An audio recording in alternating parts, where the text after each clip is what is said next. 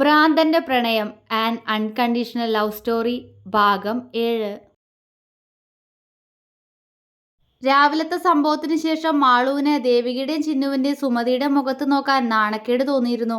പക്ഷേ അവളുടെ ചമ്മല് മനസ്സിലായതുകൊണ്ട് ചിന്നുവും ദേവികയും അവളോട് ഓരോ കാര്യങ്ങൾ സംസാരിച്ചുകൊണ്ട് തന്നെ അവളുടെ മടിയെ മാറ്റിയെടുത്തു. ഈ സമയങ്ങളിലെല്ലാം വിനോദ് മാളുവിന്റെ കൂടെ തന്നെ ഉണ്ടായിരുന്നു. അവൾക്കും അത് സന്തോഷം തന്നെ ആയിരുന്നെങ്കിലും ചിന്നുവിന്റെ ആക്കിയ നോട്ടം കാണുമ്പോൾ അവൾക്ക് ചമ്മല് തോന്നും. വിനോദിനെ കൊണ്ട് പുറത്തേക്ക് പോകണമെന്ന് മാളുവിനുണ്ടായിരുന്നു.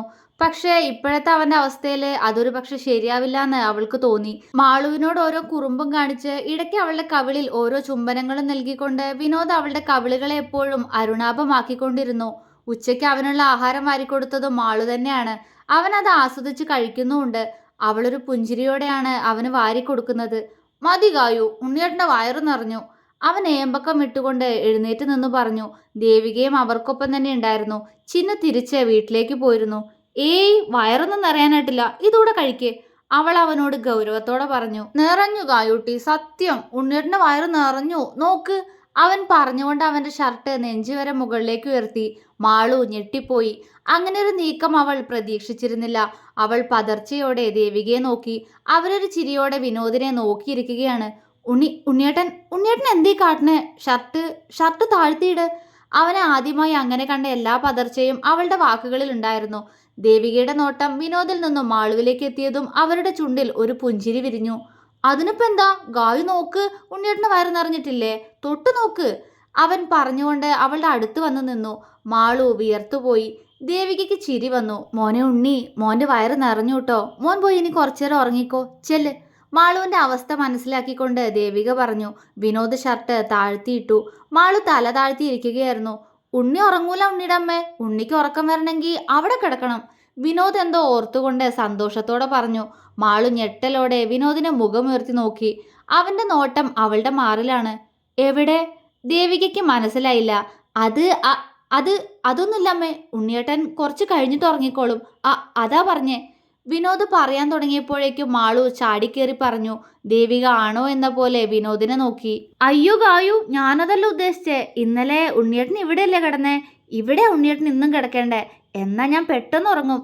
അവൻ മാളുവിന്റെ അടുത്തേക്ക് വന്ന് അവളുടെ മാറിടത്തിലേക്ക് വിരല് ചൂണ്ടിക്കൊണ്ട് പറഞ്ഞു.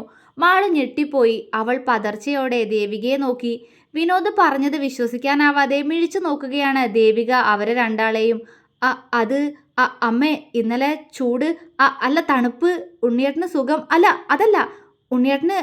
മാളു വാക്കുകൾ കിട്ടാതെ വലഞ്ഞു. അവളുടെ മുഖം നാണം കൊണ്ട് ചുവന്നു. അവൾ തലതാഴ്ത്തിയിരുന്ന് വേഗം ഭക്ഷണം കഴിച്ചെണീറ്റു. വിനോദ് പറഞ്ഞത് പൂർണ്ണമായും മനസ്സിലാക്കാൻ ദേവികയ്ക്ക് 2 നിമിഷമെടുത്തു. അവരുടെ പതർച്ച മാറി അവിടെ ഒരു പുഞ്ചിരി വിരിഞ്ഞു. അവർ മാളുവിനെ നോക്കി. അവൾ ഭക്ഷണം കഴിച്ച് അത് ഇറക്കുന്നതിന് മുന്നേ പാത്രമെടുത്ത് അടുക്കളയിലേക്ക് ഓടിയിരുന്നു. ദേവിക ചിരിച്ചുപോയി. ഈശ്വര, എൻ്റെ മക്കൾ എന്നും ഇങ്ങനെ സന്തോഷത്തോടെ തന്നെ കഴിയണേ. അവർ ആത്മാർത്ഥമായി പ്രാർത്ഥിച്ചുപോയി. അടുക്കളയിലെത്തിയപ്പോൾ സുമതി അവളെ നോക്കി പുഞ്ചിരിച്ചു. അവൾ അവർക്കായി ഒരു വരുത്തിക്കൂട്ടിയ പുഞ്ചിരി നൽകി വേഗം പുറത്തേക്ക് വലിഞ്ഞു. പാത്രം പോലും കഴുകണ്ട, ഇത്രയും കാലം നരകിച്ചില്ലേ, ഇനി മോള് റെസ്റ്റ് എടുക്കുന്ന ദേവികയുടെ ഓർഡർ. അതുകൊണ്ട് തന്നെ അവർ പറഞ്ഞത് ഓർത്തുകൊണ്ട് പെട്ടെന്ന് അടുക്കളയിൽ നിന്നിറങ്ങി. അവൾ ഹാളിലേക്ക് എത്തിയപ്പോഴേക്കും വിനോദ് അവളുടെ അടുത്തേക്ക് വന്ന് അവളുടെ കയ്യിൽ കൈ കോർത്തു പിടിച്ചു. മാളു പെട്ടെന്ന് ദേവികയെ നോക്കി. അവർ ആഹാരം കഴിച്ചു കഴിഞ്ഞ ശേഷം അവരുടെ റൂമിലേക്ക് നടക്കുകയായിരുന്നു. അപ്പോൾ മോനെ ഉണ്ണി, മോളെയും കൂട്ടി മുകളിൽ പോയി കിടന്നുറങ്ങിക്കോട്ടോ കുറച്ചു നേരം. ഉച്ച സമയല്ലേ, അമ്മയും കുറച്ചു നേരം ഒന്ന് മയങ്ങട്ടെ. അവർ വിനോദിനെ നോക്കി പറഞ്ഞുകൊണ്ട് മാളുവിനെ കുറുമ്പോടെ നോക്കി റൂമിന്റെ വാതിലടച്ചു. ചമ്മി ചമ്മി, മാളു സ്വയം പറഞ്ഞു. എന്താ കായു? വിനോദ് അവൾ പറഞ്ഞത് കേൾക്കാത്തത് കൊണ്ട് ചോദിച്ചു. ഒന്നുമില്ല, അവൾ പരിഭവത്തോടെ പറഞ്ഞു. എന്നാ വേഗം വാ, എനിക്ക് ഉറക്കം വരണു കായു, വാ. അവൻ പറഞ്ഞുകൊണ്ട് അവളുടെ കയ്യിൽ പിടിച്ചു വലിച്ചു. അവൾ അവന്റെ കൈവിട്ട് അവനെ കൂർപ്പിച്ചു നോക്കി. എന്താ കായു ഇങ്ങനെ നോക്കണേ? അവൻ സംശയത്തോടെ ചോദിച്ചു. ഉണ്ണിയേട്ടന് അറിയില്ലേ? അറിയില്ലേന്ന് അവൾ കുറുമ്പോടെ ചോദിച്ചു. എനിക്കറിയില്ലല്ലോ. എന്താ കായു, നീ പിന്നെ എന്നോട് പിണങ്ങിയോ? അവൻ സങ്കടത്തോടെ ചോദിച്ചു. ആ, പിണങ്ങി. ഉണ്ണിയേട്ടൻ എന്താ ആരോടാ പറയേണ്ടെന്ന് ഒരു ബോധവുമില്ല, അവള് പറഞ്ഞു. അവന്റെ നെറ്റി ചുളിഞ്ഞു. അമ്മയോടെന്തിനാ ഇവിടെ കിടന്നാലേ ഉറക്കം വരൂന്ന് പറഞ്ഞേ? അവൾ അവനോട് ചോദിച്ചു. അവൻ ചിരിച്ചു. സത്യല്ലേ ഞാൻ പറഞ്ഞേ, അവിടെ നല്ല സുഖാ, അതുകൊണ്ടല്ലേ ഞാൻ ഉണ്ണിയുടെ അമ്മയോട് പറഞ്ഞത്. അതിനെന്താ ഗായു, അതിനെന്തിനാ എന്നോട് പിണങ്ങിയേ? വിനോദ് ഗൗരവത്തോടെ ചോദിച്ചു. പിണങ്ങാൻ തോന്നി, പിണങ്ങി. അവൾ കപട ദേഷ്യത്തോടെ പറഞ്ഞു. വിനോദിൽ പെട്ടെന്ന് കുസൃതി നിറഞ്ഞു. ഗായുവിന്റെ പിണക്കം ഞാൻ മാറ്റട്ടെ? അവൻ കുറുമ്പോടെ ചോദിച്ചു. എങ്ങനെ? അവൾ സംശയത്തോടെ അവനെ നോക്കി. വിനോദ് പെട്ടെന്ന് അവളെ 2 കൈകളിലുമായി കോരിയെടുത്തു. മാളു ഞെട്ടിപ്പോയി. ഉണ്ണിയേട്ടാ! വിറച്ചു പോയിരുന്നു അവളുടെ ശബ്ദം. അവൻ പെട്ടെന്ന് അവളുടെ നെറുകയിൽ അമർത്തി ചുംബിച്ചു. മാളുവിന്റെ ശരീരം വിറച്ചു. അവൾ അവന്റെ നെഞ്ചിൽ മുഖം അമർത്തി. വിനോദ് ഒരു ചിരിയോടെ അവളുമായി മുകളിലേക്ക് നടന്നു. ഇരുവരും റൂമിലെത്തി. വിനു മാളുവിനെ അങ്ങനെ തന്നെ ബെഡിലേക്ക് കിടത്തി. ആ കിടപ്പിൽ അവളുടെ ധാവണി മാറിടത്തിൽ നിന്നും വയറിൽ നിന്നും തെന്നിമാറി അവന് മുന്നിൽ അവിടം ദൃശ്യമായിരുന്നു. വിനോദിന്റെ കണ്ണുകൾ വല്ലാതെ വിടർന്നത് പെട്ടെന്നാണ്. ഗായുവിന്റെ പിണക്കം മാറിയോ? അവിടെ നിന്ന് നോട്ടം മാറ്റിയവൻ അവളെ സൂക്ഷിച്ചു നോക്കി. ഇല്ല, മാറിയില്ല, മാറിയില്ല. ആ ചെക്കന്റെ ചുംബനം ഇനിയും ഏറെ മോഹിച്ചവൾ പറയുമ്പോൾ ആദ്യമായി കാണുന്ന എന്തൊക്കെയോ കാഴ്ചകളിലായിരുന്നു അവന്റെ നോട്ടം. ആണോ? അപ്പോ ഉണ്ണിയേട്ടൻ ഗായുവിന്റെ പിണക്കം എങ്ങനെ മാറ്റും? അവന് മനസ്സിലായില്ല. ആവോ, എനിക്കറിയില്ല. എങ്ങനെയെങ്കിലും മാറ്റിയേ പറ്റൂ. അവന്റെ നോട്ടമൊന്നും ശ്രദ്ധിക്കാതെ അവൾ കുറുമ്പോടെ പറഞ്ഞു. എനിക്ക് ഉറക്കം വരുന്നു ഗായു. ചെക്കനിൽ എന്തോ കള്ളത്തരം. ആ ഡോർ അടച്ചിട്ട് വന്ന് കിടന്നോ? അവള് പറഞ്ഞതും അവൻ അനുസരണയോടെ തലയാട്ടി പെട്ടെന്ന് പോയി ഡോർ അടച്ചു വന്നു. മാളു അവനെ നോക്കി കിടന്നെങ്കിലും ഒരു കള്ളപ്പിണക്കം അപ്പോഴും കാണിച്ചവൾ. വിനോദ് അവൾക്ക് അടുത്തേക്ക് കിടന്നു. അവളുടെ നെഞ്ചിലേക്ക് ചാഞ്ഞു വരുമെന്ന് കരുതിയവൻ പക്ഷേ പെട്ടെന്ന് അത് ചെയ്യാതെ അവളുടെ നഗ്നമായ ഇടുപ്പിൽ കൈമുറുക്കുകയാണ് ചെയ്തത്. മാളു ഞെട്ടലോടെ അവന്റെ മുഖത്തേക്ക് നോക്കി. ഗായു! അവൻ അപ്പോഴേക്കും അവൾക്കടുത്തേക്ക് ചാഞ്ഞ് ദുപ്പട്ട നീങ്ങിപ്പോയ അവളുടെ മാറിലേക്ക് മുഖം അമർത്തി കഴിഞ്ഞിരുന്നു. ഉണ്ണിയേട്ടാ! ഏങ്ങിക്കൊണ്ടവൾ വിറയലോടെ അവനെ അള്ളിപ്പിടിച്ചു. ഗായു! അവൻ വിളിച്ചുകൊണ്ട് അവിടെ മുഖം കൂടുതൽ അമർത്തിയതും പിടഞ്ഞുകൊണ്ടവൾ അവന്റെ തോളിൽ അള്ളിപ്പിടിച്ചിരുന്നു. ഗായു, ഇവിടെ എന്താ ഇങ്ങനെ? അവൻ കുറുമ്പോടെ പെട്ടെന്ന് അവളുടെ മുഖത്തേക്ക് നോക്കി. മാളു വിയർത്ത മുഖത്തോടെ അവനെ നോക്കി. എങ്ങനെ? അവൾ വിക്കിക്കൊണ്ട് ചോദിച്ചു. ഇങ്ങനെ, പഞ്ഞി പോലെ. ഉണ്ണിയേട്ടൻ ഇങ്ങനെയല്ലല്ലോ, നല്ല രസണ്ട്. ചിരിയോടെ പറഞ്ഞവൻ അവിടേക്ക് കൂടുതൽ മുഖം അമർത്തി വെച്ചു. മാളുവിന്റെ ശരീരമാകെ ഒരു വിറയൽ പടർന്നതുപോലെ. അവന്റെ മുഖം അവിടെ നിന്ന് നീങ്ങുന്നതും അവൻ താഴേക്ക് നിരങ്ങിപ്പോകുന്നതും മാളു കണ്ടു. അവന്റെ ഈ കഴിഞ്ഞ പ്രവൃത്തിയിൽ തന്നെ വെട്ടിവിറച്ചു പോയവൾ ഇനിയും എന്താണാവോ എന്ന പോലെ അവനെ ഞെട്ടി നോക്കുമ്പോഴേക്കും വിനോദ് അവളുടെ വയറിലേക്ക് കൈയമർത്തി വെച്ചിരുന്നു. ഉണ്ണിയേട്ടാ! കിതപ്പോടെ മാളു വിളിച്ചു.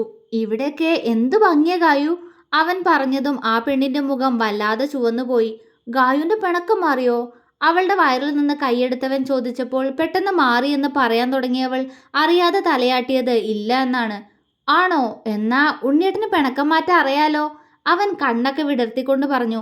എങ്ങനെ? ശ്വാസം പിടിച്ചു വെച്ചവൾ പതിയെ ചോദിച്ചു. വിനോദ് പെട്ടെന്ന് അവളുടെ വയറിനടുത്തേക്ക് താഴ്ന്നു വന്നു. മാളു ഞെട്ടി. എന്താ എന്താ ഉണ്ണിയേട്ടാ? അവൾ അവനെ വിളിച്ചു. പക്ഷെ അപ്പോഴേക്കും വിനോദിന്റെ ചുണ്ടുകൾ ആദ്യമായി അവളുടെ വയറിലും പൊക്കിൾ ചുഴിയിലുമായി അമർന്നു കഴിഞ്ഞിരുന്നു. ഏങ്ങിക്കൊണ്ടവൾ വില്ലുപോലെ വളഞ്ഞുപോയി. പക്ഷെ ആ ചെറുക്കന്റെ മീശരോമങ്ങൾ അപ്പോഴേക്കും അവളുടെ വയറിനെ കുത്തി നോവിച്ചു തുടങ്ങിയിരുന്നു. അവളെ ഇക്കിളിയാക്കി ചിരിപ്പിച്ച് പിണക്കം മാറ്റാനാണ് അവന്റെ ലക്ഷ്യം. പക്ഷേ അവന്റെ ചുണ്ടുകളുടെ ചലനത്തിൽ പിടഞ്ഞുപോയത് മാളുവാണ്. ഉണ്ണിയേട്ടാ, വേണ്ട. ശ്വാസം എടുക്കാൻ കഴിയാതെ ശരീരമാകെ അറിയുന്ന എന്തോ ഒരു പുതുവികാരത്തിൽ അവൾ പുലമ്പി. പക്ഷേ ഏറെ നേരം അവന്റെ ആ കുറുമ്പ് തുടർന്നു. മാളുവിന്റെ കൈകൾ വിനോദിന്റെ തലമുടിയിൽ മുറുകി. ഇനിയും സഹിക്കാൻ കഴിയുമായിരുന്നില്ല അവൾക്ക്. പെട്ടെന്ന് ബെഡിൽ നിന്നും പിടഞ്ഞെഴുന്നേറ്റവൾ വിനോദിന്റെ മുഖം പിടിച്ചുയർത്തി. ഗായു! അവളുടെ പിണക്കം മാറിയോ എന്നറിയാൻ ആകാംക്ഷയോടെ വിളിച്ചവൻ. പക്ഷേ പിണക്കം മാറിയെങ്കിൽ ചിരിക്കില്ലേ? ചിരിയൊന്നും കേട്ടില്ലല്ലോ. അവൻ അവളെ സംശയത്തോടെ നോക്കുമ്പോഴേക്കും കിതച്ചുകൊണ്ട് മാളു അവന്റെ കഴുത്തിലേക്ക് മുഖം പൂഴ്ത്തിയിരുന്നു. വിനോദിന് ഒന്നും മനസ്സിലായില്ല. പക്ഷേ അവൾ ഇഷ്ടം കൊണ്ട് കെട്ടിപ്പിടിച്ചതാണെന്ന് മാത്രം തോന്നി അവന്. അവൻ അവളെ ചുറ്റിപ്പിടിച്ചു. പക്ഷെ അവന്റെ കുറുമ്പിൽ അപ്പോഴും വിറയൽ വിട്ടുമാറാതെ പെട്ടെന്ന് മാളു അവന്റെ കഴുത്തിൽ അമർത്തി കടിച്ചു കഴിഞ്ഞിരുന്നു. ആ! വിനോദ് വേദനയോടെ ശബ്ദമുണ്ടാക്കി. മാളു ഞെട്ടി. താൻ എന്താണ് ചെയ്തതെന്ന ബോധം അവൾക്ക് അപ്പോഴാണ് വന്നത് തന്നെ. പിടഞ്ഞുകൊണ്ടവൾ അവനിൽ നിന്ന് അകന്നു മാറി. അവന്റെ കണ്ണുകൾ നിറഞ്ഞിരുന്നു. മാളു വെപ്രാളത്തോടെ അവന്റെ മുഖം കയ്യിൽ കോരിയെടുത്തു. സോറി ഉണ്ണിയേട്ടാ, നൊന്തോ? ഞാൻ അറിയാതെ. വേദനയിൽ കണ്ണു നിറച്ചവനോട് ഇടറിക്കൊണ്ട് അവൾ ചോദിച്ചു. അവളുടെ കണ്ണുകളും നിറഞ്ഞുപോയി. ആ കണ്ണ് നിറഞ്ഞത് കണ്ടപ്പോൾ അവൻ പെട്ടെന്ന് ഇല്ല എന്ന് തലയാട്ടി. എനിക്ക് നൊന്തില്ലല്ലോ. ഗായുവിന്റെ പിണക്കം മാറിയോ? ടിവിയിൽ കണ്ടിട്ടുണ്ടല്ലോ ഞാൻ വാവകളെ ഇങ്ങനെ ചിരിപ്പിക്കുന്നേ. അപ്പൊ പിണക്കം മാറും. അവൻ ആവേശത്തോടെ പറഞ്ഞു. മാളു ദയനീയമായി അവനെ നോക്കി.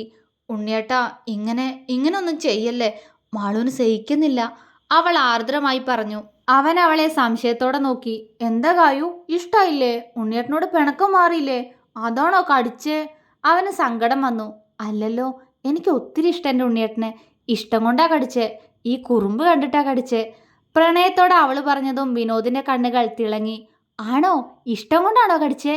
അവൻ സന്തോഷത്തോടെ ചോദിച്ചു. എനിക്ക് ഉണ്ണിയേട്ടനെ സ്നേഹിക്കാൻ, ഒരുപാട് ഒരുപാട് സ്നേഹിക്കാൻ, എൻ്റെ മാത്രം ആക്കാൻ തോന്നുന്നു. എൻ്റെ മാത്രം, അവൾ പ്രണയത്തോടെ പറഞ്ഞു. അവന്റെ മുഖം ഇടർന്നു. ഞാൻ എൻ്റെ ഗായുവിൻ്റെ അല്ല അതിന്. അവൻ അവളുടെ കവിളിൽ നുള്ളി അവളോട് ചോദിച്ചു. അതെ, ഗായുവിൻ്റെയാ, ഗായുവിൻ്റെ മാത്രം. അതുകൊണ്ട് അതുകൊണ്ട് എനിക്ക് അർഹതയുണ്ട് ഉണ്ണിയേട്ടനെ സ്വന്താക്കാൻ. അവൾ ഇടർച്ചയോടെ ചോദിച്ചു. അവളുടെ കണ്ണുകൾ നിറഞ്ഞു പോയിരുന്നു. അവൻ ആദിയോടെ അവളെ നോക്കി. എന്തിനാ കണ്ണു നിറഞ്ഞ്? കരയണ്ടാട്ടോ. ഞാൻ എൻ്റെ ഗായുവിൻ്റെ അല്ലേ, ഗായുവിൻ്റെ മാത്രം. ഉണ്ണിയേട്ടന് നിന്നെ എന്തിഷ്ടാണെന്നറിയോ? അവൻ സ്നേഹത്തോടെ പറഞ്ഞു. അവളുടെ മുഖം വിടർന്നു. ആണോ? അവൾ വിടർന്ന കണ്ണോടെ തന്നെ അവനോട് ചോദിച്ചു. അതെ, എനിക്ക് ഒത്തിരി ഇഷ്ടം നിന്നെ. എൻ്റെ ഗായുട്ടിയല്ലേ നീ? അവൻ ചിരിയോടെ പറഞ്ഞു. ഒരു നിമിഷം മാളുവിന്റെ മുഖം മങ്ങിപ്പോയി. ഗായുവിനോട് മാത്രമേ ഉള്ളൂ ഇഷ്ടം, എന്നോടില്ലേ ഉണ്ണിയേട്ടാ? അവളുടെ മനസ്സ് നൊന്തു. ഉണ്ട്, എന്നോടുണ്ട്. ഞാനല്ലേ ഇപ്പൊ എൻ്റെ ഉണ്ണിയേട്ടൻ്റെ ഗായു. അവളുടെ കണ്ണ് നിറഞ്ഞു. അവള് പെട്ടെന്ന് മുകളിലേക്ക് നോക്കി. ഗായത്രി ചേച്ചി, ഈ ജന്മം മാളുവിന് തന്നേക്കും എൻ്റെ ഉണ്ണിയേട്ടനെ. കൊതി തോന്നുക ചേച്ചി, എൻ്റെ ഉണ്ണിയേട്ടൻ്റെ സ്നേഹം വീണ്ടും വീണ്ടും കിട്ടാൻ, ആ ഹൃദയത്തിലെ മാളുവിനെ നിറയ്ക്കാൻ. അവൾ കണ്ണുനീരോടെ പറഞ്ഞു. തുടരും.